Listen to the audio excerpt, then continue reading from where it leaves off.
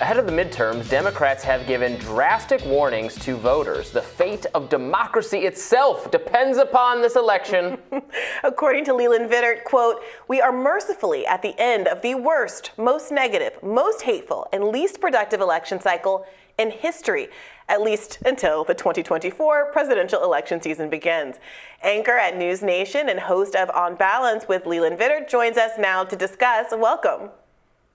Hey, good to see you guys. Thank you. Yeah, exactly. We may only get a week, right, if Trump announces next week? So, I mean, what do you think? It's rough. It's real rough. What, if anything, do you think could get us out of this? If it is in fact true that we are in an escalating, bifurcated political environment that's increasingly hateful, and voters are increasingly distrustful of each other, of the respective parties, and frankly, many people are increasingly distrustful of the two-party system altogether, how, if at all, can the tide shift? History would tell us something really bad has to happen, and that's the scary part of the situation we're in right now. If you think about the last couple of times America really came together, and by that I mean sort of bridge the partisan divide. 9/11, George W. Bush started getting approval numbers in the 70s or 80s.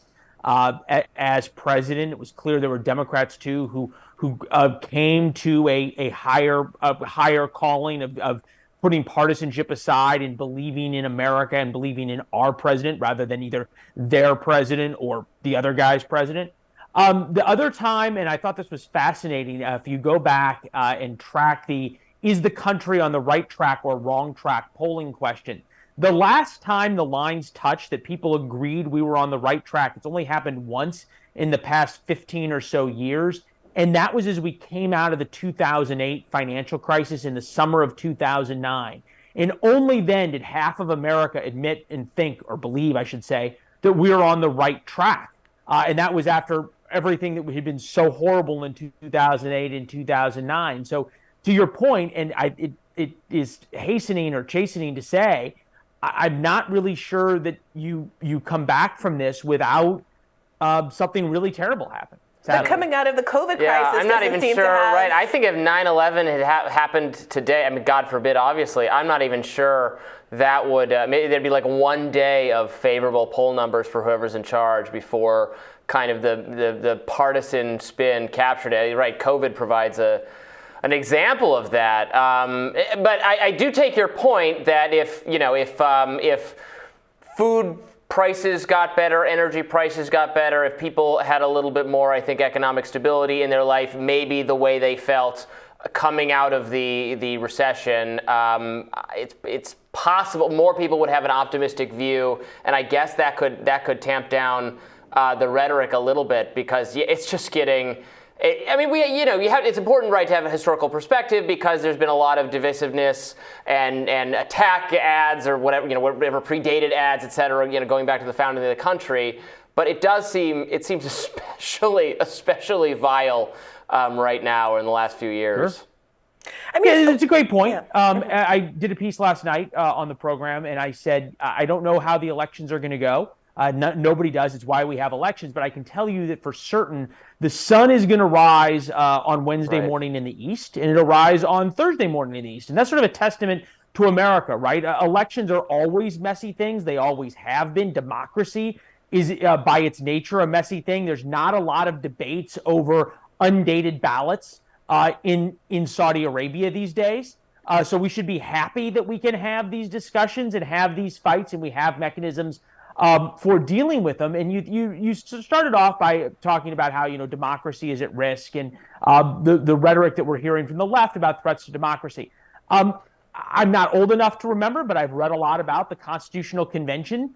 Remember, we had the Revolution, messy. 1776, messy. The Articles of Confederation, messy. They didn't work. We basically dissolved the Union and had a constitutional convention. Imagine if we had cable news and Twitter then. Yeah, but here's the problem. What I see as a gap between those situations and the tenor of discourse right now is that there's a much less clear articulation of what people's substantive goals are. So much of the attention from both sides of the aisle has been focused on these kind of really personal identity-like, culturally sorts of issues, where there has, I think, been a drive to get people to hate each other as opposed to each other's politics even. I don't even hear people saying, conservatives saying very often, oh, I hate that Democrats want to raise taxes. Much more frequently, I hear Democrats are too woke. And so to the extent that there could be a movement to say, we want to have a people's movement to fight for more economic equality. We want a people's movement to have more, speech freedoms and the kinds of substantive rights that people were fighting for in the context of the Revolutionary War. I don't see the appetite for, well, I shouldn't say that. There is an appetite for that, but I don't see political forces that are capitalizing on that kind of a desire as much as they're capitalizing on these kind of personal, cultural wars that devolve into a kind of personal animus that seems much less constructive. Well, fair enough. Burr and Hamilton did have a duel, right? So there's still a long way to go down in terms of personal animosity. There was a caning on the Senate floor. You had the penny presses that spewed just vile. But Paul Pelosi was just attacked with a hammer in his head. I understand that. That wasn't a fellow member of government. Sure. So I think that, we can all agree that mentally ill people do mentally ill things, quite literally on both sides. Right, but this is a politically... I think to your point, though... Let's not drag up mentally ill people into this. This is a politically motivated attack. That Paul Pelosi was chosen because of Nancy Pelosi's politics, right? But I don't... The dive to, hey, there was one crazy guy who was a drug addict from Canada who attacked somebody in California is somehow this larger statement. I don't necessarily make the extrapolation. What I do realize is what Andrew Breitbart said, which is that politics flows downstream of culture, and the politicians are reactionary to American culture because that's where they derive the power from. If Americans want to have a substantive debate on economics, which we need to have, and we need to have a discussion of the lack of fundamental fairness in the American economy, great, let's have it. But the cultural commentators then have to drive that conversation. The politicians will respond. Politicians are remarkably good at exploiting what makes people angry. And if that turns to be economic issues, they'll exploit it.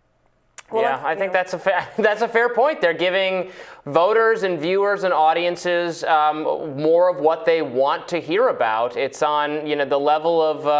I think that's true to some degree. It reflects the level of actual underlying frustration and even anger in the actual voting public, that there's greater actual interest in what's going on in government and in our culture. From the average voter is more informed probably than they were 50 or 100 or 200 years ago, and that has given rise to a more bitter political contest for their support. I disagree. I think there are a lot of things that politicians can choose to pick up out of culture to emphasize. And there's a reason why Republicans are running on wokeness and not we're going to cancel Social Security, because they know the latter isn't popular. And that, frankly, there's a huge amount of agreement. We are not actually a bifurcated country when you talk about the economic issues. The divide there is between the top and the bottom. It's the top that's running this country. And that's why we don't get certain level of discourse happening about these very popular, substantive political issues right now in the United States of America. I want to give you the last word, Leland. There's a lot there to unpack. I would hasten to add that the where people choose to focus, and I think you're seeing and we're hearing at least from the Democratic Party. We heard from Third Way, a big Democratic sort of centrist group, that there needs to be a reckoning inside the Democratic Party on the culture issues. And we said it 2 nights ago on the program as well. There needs to be a reckoning inside the Republican Party about whether or not they are going to focus on investigating Joe Biden and Hunter Biden and Anthony Fauci, or whether they're going to focus on trying to make some deals with the White House once they are likely in control to make people's lives better economically and fulfill some of these promises. Those are all choices. Governing is choices. The thought I would leave you with is this, because we're looking forward, right, to President Trump's possible or probable re-announcement of running for president next week.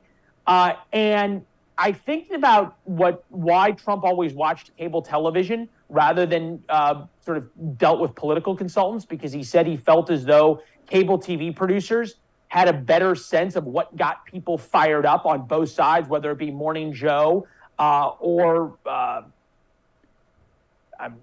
from Morning Joe to Sean Hannity, and kind of everybody in between, including Rachel Maddow, had this both Republicans. The Republican on the liberal channel versus the Republican on the conservative channel. No, that's your frustration. What a country. I guess you didn't hear me say Rachel Maddow. Okay, yeah. All right, Rachel Maddow.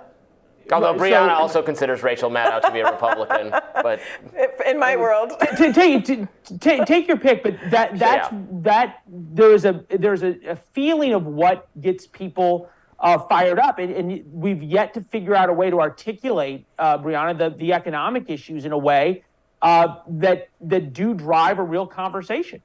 Yeah. Well, thank you so much, Leland. Good luck tonight. I hope you have your coffee and energy drinks ready to go. Yep, there it is. I guess not just for tonight, but for the next 4 days or however long it's going to take us to get some of these results. Let it be over quickly, please. Yeah. We only have so much caffeine and sugar and candy and chips and pizza for our decision desk team. I told them there is a limit.